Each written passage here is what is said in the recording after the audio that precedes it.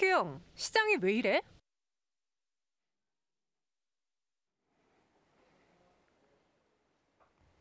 네, 한기수 매니저와 함께하는 시간입니다. 한큐영에게 진리를 물어봐라. 저희가 또 여러분들이 궁금해하는 것들 소개해드리려고 이렇게 한큐영과 시장이 왜 이런지 짚어보려고 하는데요. 저희가 잠시 후에는 여러분들이 갖고 있는 종목 혹은 여러분들이 갖고 있는 궁금증에 대해서도 해결해 드릴 테니까요. 지금 유튜브 채팅방에 글을 올려주시면 감사하겠습니다. 한큐영 종목이 왜 이래? 궁금한 종목을 올려주시기 바라겠고요. 시장에 대한 이야기는 제가 질문 한번 드려봤어요. 세 가지로 한번 시장 분석해 보겠습니다. 첫 번째 질문은요. 우리를 힘들게 만드는 기관에 대한 이야기입니다. 한큐영, 기관은 왜 팔까? 정말 기관이 왜 이렇게 팔까? 정말 내 얼굴, 내 앞에 만나면은 화라도 내고 싶을 정도인데요. 그렇죠. 기관 투자자들이 또 오늘 코스닥 시장에서 많이 팔았잖아요. 기관 투자자들은 우리 개인 투자자들이 있어서 항상 적이에요, 적. 항상 적이고요. 얄미워요. 그리고 네. 이제 증권 시장에서는 3대의 이제 세 가지 섹터 있죠. 이제 외국인과 기관, 개인 투자가 있습니다만 네. 항상 우리 개인 투자자들은 을 중에도 을입니다. 그리고 외국인과 기관들이 이제 갑 중에 갑이다라고 볼 수 있는데 그들의 어떤 수급에 따라서 시장의 방향이 쥐락펴락되고 우리는 그들의 매매에 따라서 움직일 수밖에 없는 것이 이제 우리의 위치입니다. 네. 그래서 그 기관과 외국인들의 수급을 우리가 좀 분명히 보셔야 될 것 같고요. 일단 외국인 투자가들이 기관들이 최근에 좀 매도가 좀 많이 나오고 있습니다. 일단 외국인 투자가들은 그동안 증시가 올랐을 때 지수 고점 찍었을 때 출렁출렁거릴 때 외국인들은 좀 많이 팔았고 시장을 많이 흔들어댔습니다. 그런데 외국인 투자가들의 매도세는 서서히 이제 진정권에 접어들고 있습니다. 이거는 우리한테 굉장히 긍정적인 신호로 보시면 될 것 같아요. 그런데 기관 투자가들이 최근에 많이 팝니다. 오늘까지 아마 연속 8일째 지금 기관들의 매도가 좀 나오고 있는 것 같고요. 그 선두에는 연기금 투자가가 있습니다. 연기금을 선두로 해가지고 기관 매도가 진행되고 있고 특히나 그 기관들의 매도는 코스닥 종목에 좀 집중하는 이런 형태가 좀 진행이 되고 있습니다. 이 기관 투자가의 매도세가 왜 코스닥을 중심으로 이렇게 계속해서 나오는가라는 것에 대해서 우리가 좀 집중해 볼 필요가 있겠고요. 기관들이 팔기 전에 외국인 투자가들이 전체적인 증권시장에서 선물과 코스닥, 코스피 종목 주시로 사고 팔면서 흔들어대면서 왜 그랬는지를 우리가 좀 분명히 보셔야 됩니다. 계속 말씀드리지만 기관과 외국인 투자가들은 펀더멘탈을 따라서 움직입니다. 다만 단기적인 관점에서는 그네들이 하고 싶은 포지션에 따라서 사고 팔고 하는 그런 매매 형태를 보이고 있고요. 외국인 투자가들이 얼마 전에 그렇게 많이 매수하다가 계속해서 선물을 중심으로 눌러대는 이런 형태를 보였을 때 제가 뭐라 했습니까? 시장이 그동안 개인을 중심으로 주가가 많이 올랐고 오른 상태에서 그동안 강세장에서 소외됐었던 외국인들이 시장의 어떤 선두권에서 시장을 장악하기 위한 그런 매매를 한다라는 그런 매매를 한다라고 말씀드렸었죠. 그런 관점에서 했었고요. 지금 기관 투자가들도 마찬가지입니다. 기관 투자가들도 지금 매도가 나오고 있는 부분들은 이미 단기적으로 올랐던 코스닥 종목이 좀 많이 올랐었죠. 그들 종목에 대해서 물량을 단기적으로 차익 실현하는 그런 정도의 의미로 보시는 게 좋겠고 오히려 일부 낙폭과했던 코스피 대형주에 대해서 매수가 좀 들어오는 이런 형태가 되고 있습니다. 그래서 코스닥 종목에 대해서 외국인들이 팔았고 또 기관들이 팔고 있는 것은 특별한 이유가 있는 것이 아니라 그동안 올랐기 때문에 약간 시장을 눌러대거나 내지는 개인 투자들의 흔들어대는 하나의 과정 정도로 보시는 게 바람직하지 않을까라는 판단입니다. 자, 수급 동향을 보면서 제가 한번 말씀드리겠습니다. 먼저 외국인들의 수급 동향의 그림을 한번 보도록 하겠습니다. 자, 최근 며칠 동안 외국인 투자가들의 수급 동향입니다. 현재 위의 선이 이제 코스피 시장이고요. 두 번째가 코스닥입니다. 그리고 맨 아래가 선물 시장에서 기관과 외국인들의 수급 동향을 보고 계신데요. 추세적으로 보게 되면 외국인들은 얼마 전까지만 해도 한 차례 매도했다가 코스피 시장에서 매도가 충분하게 진정되는 걸 보이실 겁니다. 이런 가운데 이제 서서히 매수로 들어서는 모습이에요. 물론 이 정도의 매수 가지고 외국인들이 공격적으로 들어온다라고 판단하기는 좀 어렵습니다만 그러나 외국인 매도는 분명히 진정되고 있는 게 확인됐고요. 코스닥도 마찬가지입니다. 코스닥에서도 충분하게 얼마 전까지 매도가 났다가 충분하게 매도가 진정되는 그런 흐름이 분명히 나오고 있는 거예요. 아직은 코스닥에서는 공격적인 매수는 아닙니다만 살짝 매수세가 들어올 정도로 이제 코스피 시장과 더불어서 코스닥에서도 외국인들의 매수가 들어올 수 있는 가능성도 분명히 있는 것으로 보고 있고요. 선물 시장을 중심으로도 매도가 분명히 진행됐고 살짝 매수가 들어온 상태입니다. 외국인 투자가들은 먼저 시장에서 먼저 눌러댔고 이제 조정을 보이니까 외국인의 매수는 서서히 들어오고 있는 이런 형태가 되고 있는 겁니다. 결국에 외국인과 기관 투자가들이 그동안 개인들에 의해서 주가가 올라갔던 시장을 외국인들이 그쪽에서 눌렀고 누른 상태에 조정이 나오니까 외국인들은 매수가 들어오는 게 확인된 겁니다. 이제 이로써 외국인들의 수급에 대해서는 우리가 걱정할 만한 단계는 아니다라는 거 우리가 보시기 바라고요. 자, 그림 하나 보겠습니다. 이번엔 기관들의 수급 동향 그림을 보도록 하겠습니다. 기관 투자거래 수급 동향을 말씀드렸죠. 최근에 매도가 강합니다. 8일 정도 연속해서 매도가 나오고 있는데 마찬가지로 코스피 시장을 중심으로는 매도가 좀 진정됐죠. 빨간색 선을 중심으로 기관들은 매도가 좀 진정은 됐습니다. 매수는 그러나 아직은 강하게 들어오지는 않고 있죠. 외국인들은 이미 코스피 시장에서 매수가 들어오고 있는데 기관들은 이제 관방세에서 살짝 매수로 돌아서려고 하는 그런 조짐이 나오고 있고요.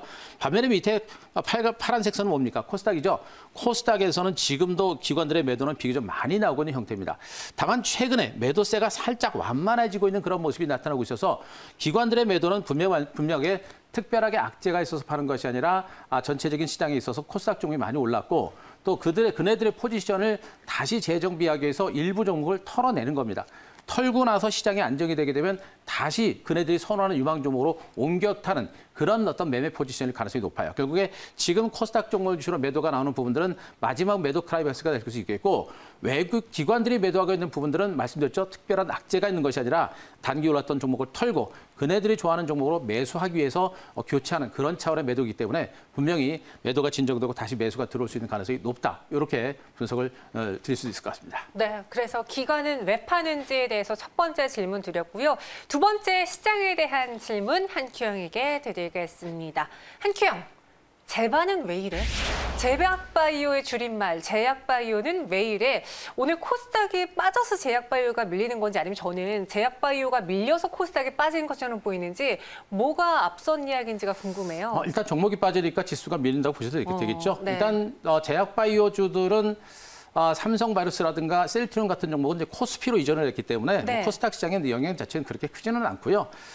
전체적으로 코스닥 시장은 일부 바이오 제약주가 살짝 밀리고 있습니다만 시가총액은 말씀드렸듯이 코스닥, 코스피 시장으로 이미 이동을 했습니다. 그리고 코스닥 시장이 전체로 조정받는 것은 전체적인 섹터, 대부분의 에티 섹터라든가 미래 성장주들죠. 이들 종목들 그리고 바이오 제약주 모두가 동반해서 좀 밀렸기 때문에 코스닥 시장이 상대적으로 밀렸고 그리고 그러면서 제약 바이오주들도 같이 조정을 받는 형태인데 이제 제약 바이오주들의 흐름 자체는 이제 그동안의 상승 여력에서 벗어나서 상당히 약화되는, 탄력이 완전하게 약화되는 것이 이제 눈에 보일 정도입니다. 바이오 제약주는 왜 이렇게 이제 더 이상 못 가고 있는 것인가라는 것에 대해서 이제 우리가 이제 주목할 것인데 이미 바이오 제약주들은 말씀드렸듯이 코로나19와 관련된 재료가 이미 너무나 선 반영이 된 상태입니다. 마스크부터 해가지고 이제 진단 키트라든가 그다음에 방역복이라든가 여러 가지 재료를 바탕으로 해가지고 너무나 많이 갔고요. 이제는 치료제라든가 그리고 백신 개발과 관련된 기대감을 가지고 올랐던 종목들까지도 주가가 많이 올랐습니다. 그러나 실질적으로 치료제라든가 백신이라든가 이런 것들은 우리나라에서 지금 나오지 않고 있는 이런 상태이기 때문에 그들 종목에 올라갈 수 있는 그런 부분들은 아니고요. 또 특히나 코로나19가 너무나 장기화되다 보니까 그 기대감이 주가가 충분하게 선 반영된 겁니다. 코로나19라는 재료, 그러니까 증권시장이라는 부분들은 그래요. 주식이라는 것은 새로운 재료가 등장이 되게 되면 그 재료에 대한 신선함을 바탕으로 해가지고 기대치가 한껏 커집니다. 그래서 주가가 많이 가게 되죠. 하지만 재료가 노출이 되고 많은 투자자들이 저런 재료가 있어라고 다 느끼게 되면 그 종목, 그 시세, 그 재료로서의 신선도가 떨어집니다. 그러면 주가는 더 이상 못 가는 게 바로 주가의 특징이 되겠죠. 그래서 현재 코로나19와 관련된 재료들은 증권시장에 충분히 바이오 제약제 충분히 선 반영이 됐기 때문에 더 이상 반등세를 이끌어내지 못하고 있는 것이고요. 그나마도 시장에서 궁금했던 것이 치료제라든가 백신에 대한 기대감이 있는데 지금 코로나19 치료제로 부각됐었던 렘데시비르가 효과가 없다라는 그런 뉴스들도 나오고 있죠. 그런 것에 대한 실망감도 지금 바이오 제약주들의 약세를 이끌어내고 있는 것으로 보시는 게 좋을 겁니다. 여기다가 주목할 부분들은 코로나19 백신 개발 가능성이 있는데 여러분들이 그걸 잘 해석하셔야 돼요. 코로나19 백신 개발 가능성이 있다는 얘기는 백신이 나올 수 있다는 얘기가 되는 것이고 백신이 나올 수 있다는 얘기는 코로나19가 종식될 수 있는 가능성이 있다는 얘기입니다. 그래서 바이오 제약주가 크게 가기는 어려울 거로 보고 있기 때문에 바이오 제약주에 대한 어떤 흐름이 좀 부진한 이유는 여기서 보시면 될 것 같고 전망 자체도 아직은 불투명하다 이렇게 보시는 게 좋을 것 같습니다. 네, 그래서 시장에서 제약 바이오주들이 좀 오늘 많이 밀려나고 있는 모습, 코로나19 치료제 백신 이슈가 나와도 반짝 상승에 그치는 게 좀 아쉽습니다. 이렇게 제약 바이오 짚어봤고요. 그럼 마지막 시장에 대한 질문 드리도록 할게요. 전체적인 시장 안에서요. 전체적으로 코스닥이 빠지니까 이 생각이 납니다. 코스닥 지지선 뚫린 것인지 코스닥 뚫렸어? 라는 질문 드려볼게요. 우리가 그동안 코스닥이 하락하더라도 아직 매도할 때는 아니다라고 말씀드렸잖아요. 그렇죠. 근데 이제 또 빠지니까 지지선이 무섭죠. 뚫어진 건지. 코스닥 네. 지수 자체로 보게 되면 무섭다라고 이제 하는데 네. 답변부터 드리면 아닙니다. 아직은 코스닥은 하방이 뚫리지 않았다. 이렇게 제가 먼저 답변도 좀 드리겠습니다. 네. 제가 이제 코스피하고 코스닥 시장을 제가 설명을 드릴 때 항상 코스닥 시장을 따로 얘기하는 게 아니라 코스피하고 코스닥을 같이 제가 여러분들한테 항상 설명을 드리죠. 네. 그러니까 하루 이틀 차이는 코스피가 오르고 코스닥은 떨어지는 이런 형태는 낼 수 있습니다. 그러나 큰 방향에 있어서는 코스피도 우상향, 떨어질 때도 코스닥이 우하향으로 가는 그런 형태고요. 네. 우리가 그거는 미국 증시로 보면 알 수 있어요. 미국의 3대 지수도 다우, S&P, 그 나스닥 시장이 올라갈 때는 방향 자체는 우상향, 내지는 같은 하향으로 갑니다. 그러나 단기적인 관점에서는 누가 조금 더 올라가고 누가 좀 덜 올라가는 이런 차이가 있죠. 국내 증시도 마찬가지입니다. 방향성은 항상 같습니다. 그래서 하루 이틀 정도 코스닥이 좀 더 많이 빠지고 또 코스피가 좀 더 덜 빠지는 이런 형태가 되겠습니다만 결국의 방향성은 코스피 시장과 코스닥 시장이 같이 간다라는 점에 우리가 계속해서 포커스를 맞추셔야 되고요. 또 한 가지는 코스닥 시장은 코스피 시장보다도 변동성이 큽니다. 빠질 때도 많이 빠지고 올라갈 때도 빨리 올라가는 게 코스닥 시장의 특징이겠죠. 그런 변동성 때문에 최근에 코스피 지수가 만만하게 떠질 때 코스닥이 좀 더 빠지는 이런 형태다라고 지금 보시는 게 좋을 것 같습니다. 자, 두 번째가 중요한 게 뭐냐면 코스닥 시장 지지선을 볼 때 코스닥 지수를 보는 게 아니라 코스피 지수의 지지선이 중요합니다. 코스피 지수가 지지를 받고 지지선이 지지를 받고 있는 상태라고 한다면 코스닥 시장이 조금 더 빠지더라도 코스닥 시장이 빨리 올라오는 그리고 다시 제재를 찾는 이런 형태가 될 수 있습니다.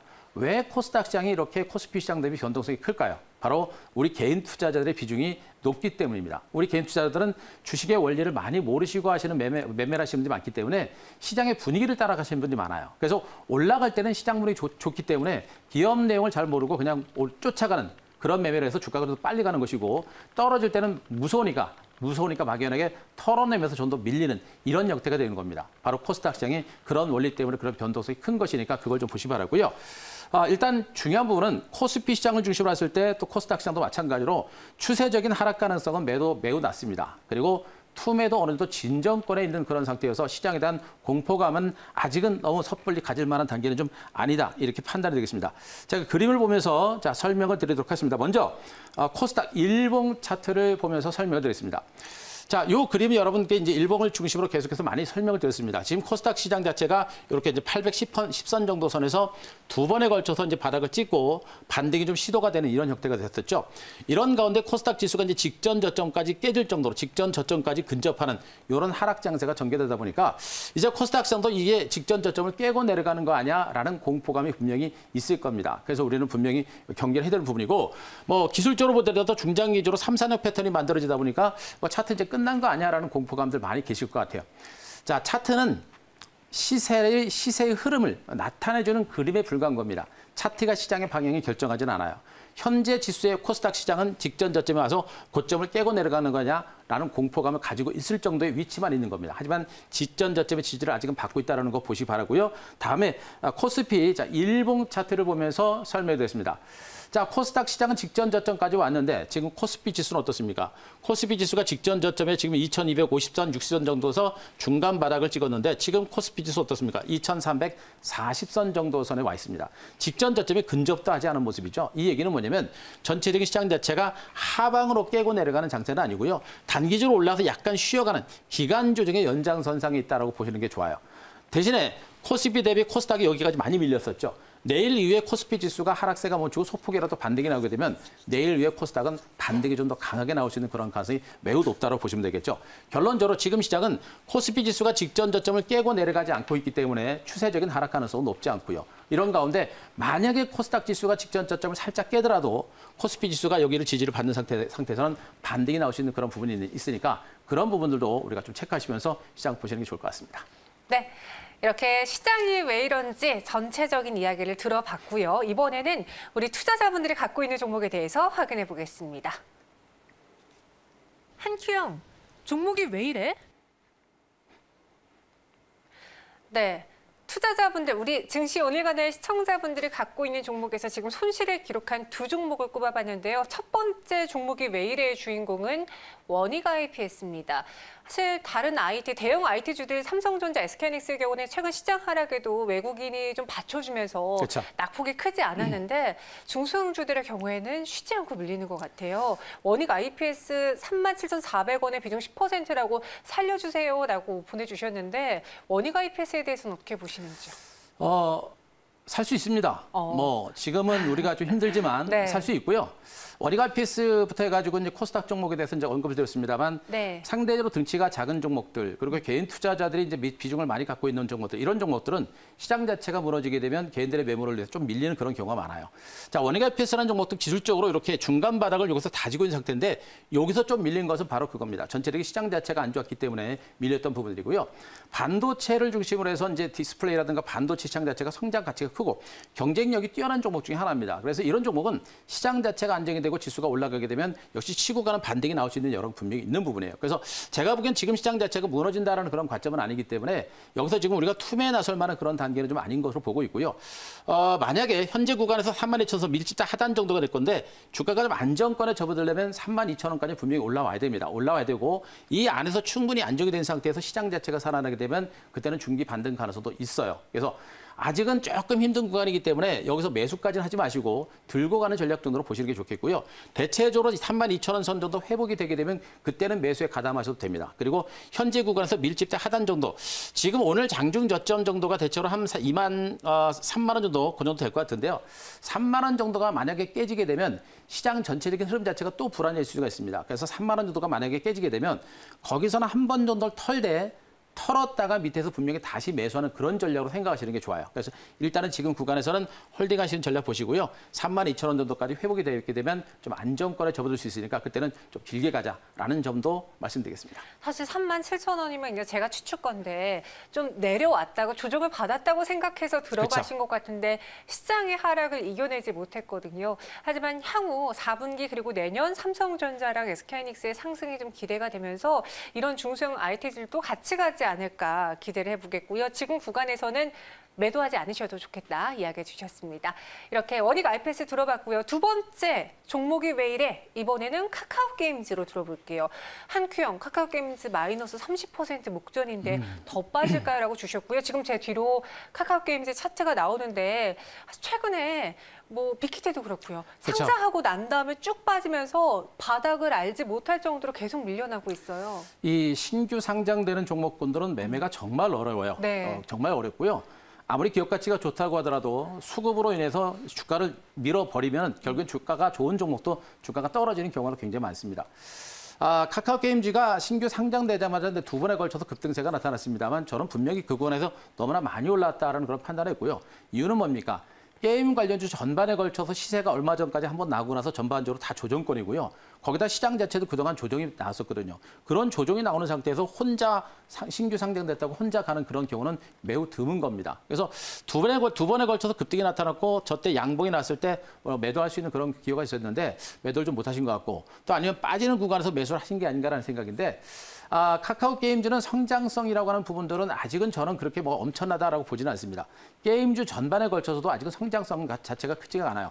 일단 중국 시장을 중심으로 한 중국 시장 진출 자체가 지금 막혀 있는 이런 상태고 국내적으로 지금 게임 시장 자체가 중국 업체들과 여러 기업을 중심으로 경쟁이 많이 이루어집니다. 또 유럽을 중심으로 해외 진출하면서 성장성이라고 하는 부분들은 일부 종목에 좀 국한된 그런 상태이기 때문에 이 회사가 앞으로 해외를 진출하면서 새로운 경쟁력을 갖기에는 아직까지 좀 미미한 이런 상태로 저는 판단을 하고 있어요. 그래서 이 종목은 시장 자체가 살아나더라도 주가 반등 자체가 저는 그렇게 크지는 않을 거로 일단 판단을 하고 있습니다. 그래서 현재 주가는요 많이 빠졌고요. 미미하게 밀집대를 형성하고 있는 부분들 이 부분 같은 경우는 최근에 시장 자체가 안 좋아서 빠진 경우가 많습니다. 그래서 이 구간부터는 제가 보기엔 투매까지 나설 만한 단계는 일단 아니고 일단은 들고 계시되 이 구간에서 반등이 나게 되면 최대로 한 4, 5만 원 정도까지 반등 가능성이 좀 있어 봅니다. 그래서 현 구간 딱 5만 원까지 보지 마시고 현 구간에서 반등이 나올 때 털어낸다라는 관점으로 털어내시고 팔고 더 좋은 종목으로 가시는 게 더 유리한 종목이 아닌가 이렇게 분석드리겠습니다. 네, 한큐형 시장이 왜 이래 그리고 종목이 왜 이래 여쭤봤습니다. 저희가 방송 중에 이렇게 실시간으로 여러분들의 궁금증 해결해 드릴 테니까요. 지금부터 한큐형 시장이 왜 이래 매일같이 많은 관심 부탁드리겠고요. 그 외의 시간 또 언제 만날 수 있을까요? 자, 오늘 3시 50분에 또 무료 방송 준비가 됐습니다. 시장이 좀 많이 힘들지만 오늘 제가 보기엔 시장에서 많이 이제 희망이 좀 빛이 좀 보이고 있어요. 좀 지루하고 힘들지만 주식은 항상 시간과의 싸움에서 이겨야 됩니다. 시간과의 싸움에서 이길 때 우리가 무엇을 준비해야 될지에 대해서 3시 50분에 말씀드릴 테니까 우리 방송 오시기 바랍니다. 알겠습니다. 한규주 매니저와 함께했고요. 저는 4시간 다시 찾아올게요. 고맙습니다. 시장이 하락했습니다. 그러나 이 조정 장세를 우리는 너무 무서워해서는 안 됩니다. 이 하락 조정은 조만간 진정될 것이고 그 진정되는 구간이 기회가 될 것입니다. 잠시 후 3시 50분에 이 힘든 장세 속에서 저와 함께 시장을 이겨낼 수 있는 방법을 찾아보도록 하겠습니다.